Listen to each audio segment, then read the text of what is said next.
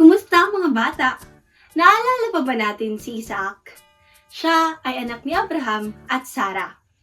Si Isaac ay isang anak na masunurin sa kanyang mga magulang at sa Diyos. Kaya naman, siya ay pinagpapala ng Panginoon. At ano kayang pagpapala ang binibigay sa kanya ng Diyos? At ano ang mga dahilan kung bakit siya pinagpapala? Iyan ang aalamin natin sa araw na ito.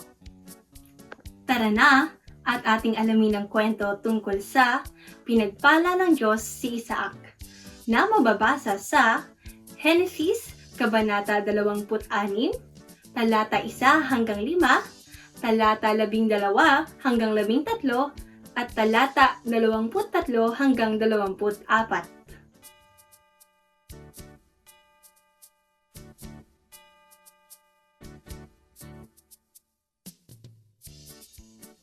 Tulad ng nangyari ng panahon ni Abraham, nagkaroon muli ng tagutom sa lupain ng Kanaan. Kaya't nakarating si Isaac sa Gerar, sakop ni Abimelech na hari ng mga Filisteo. Nagpakita ang Panginoon kay Isaac at nagsabi, "Huwag kang pupunta sa Ehipto. Manirahan ka sa lupaing ituturo ko sa iyo. Dito ka muna. Sasamahan kita at pagpapalain. Ibibigay ko sa iyo at sa iyong lahi ang buong lupaing ito, tulad ng aking ipinangako sa iyong amang si Abraham. Pararamihin kong gaya ng mga bituin sa kalangitan ng iyong lahi, at lahat ng lupaing ito ay ibibigay ko sa kanila. At hihilingin sa akin ng lahat ng bansa sa daigdig na sila'y pagpalain ko tulad ng ginagawa ko sa iyong lahi. Pagpapalain kita dahil kay Abraham, sapagkat tinunod niya ako at tinupad ang aking mga utos." Nang taong iyon, si Isaac ay nagsaka sa lupain ng Gerar at makasandang ibayo ang kanyang inani kaysa kanyang itinanim. Pinagpala siya ng Panginoon. Patuloy na lumago ang kanyang kabuhayan at siya'y naging napakayaman. Nang gabing iyon, nagpakita sa kanyang Panginoon at ang sabi, "Ako ang Diyos ng iyong amang si Abraham. Huwag kang matakot, sapagkat sasamahan kita, pagpapalain kita, at pararamihin ko ang iyong lahi alang-alang kay Abraham na tapat kong alipin." Nagtayo si Isaac ng altar at doon sinamba ang Panginoon. Tumigil sila sa lugar na iyon at humukay muli ng balon ang kanyang mga alipin. At dito, nagtatapos ang kwento ng pinagpala ng Diyos si Isaac.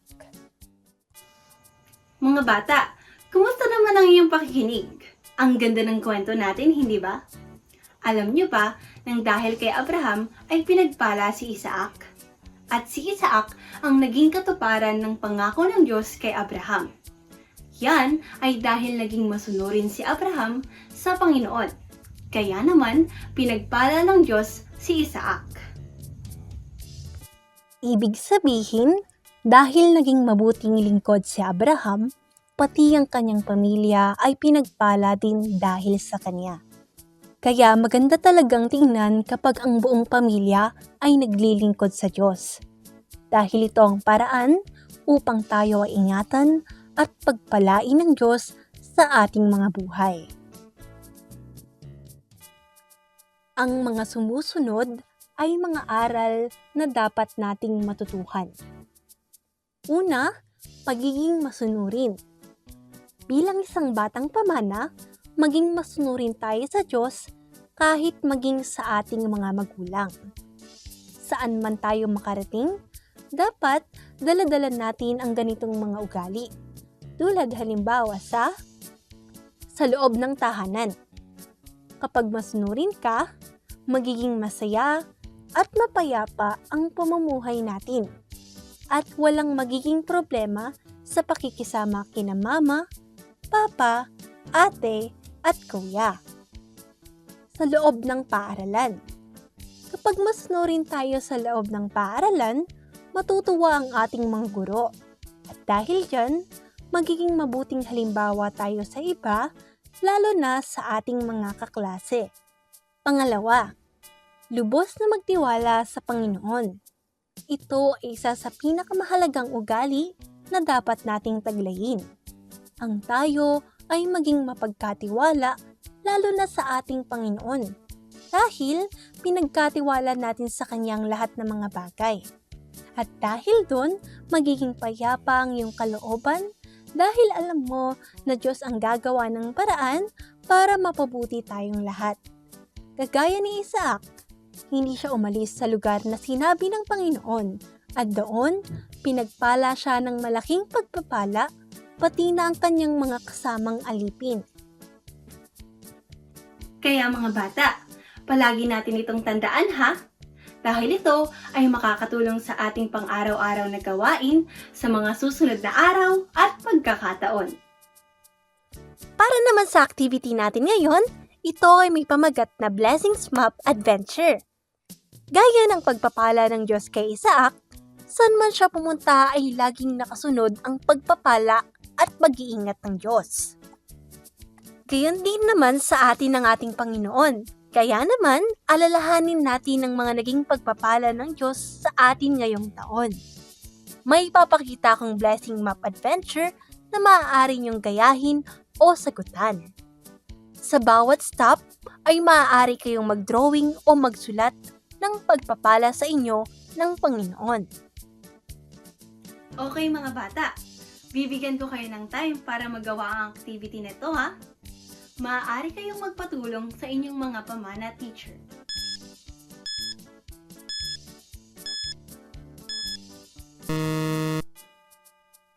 Tapos na ba ang lahat?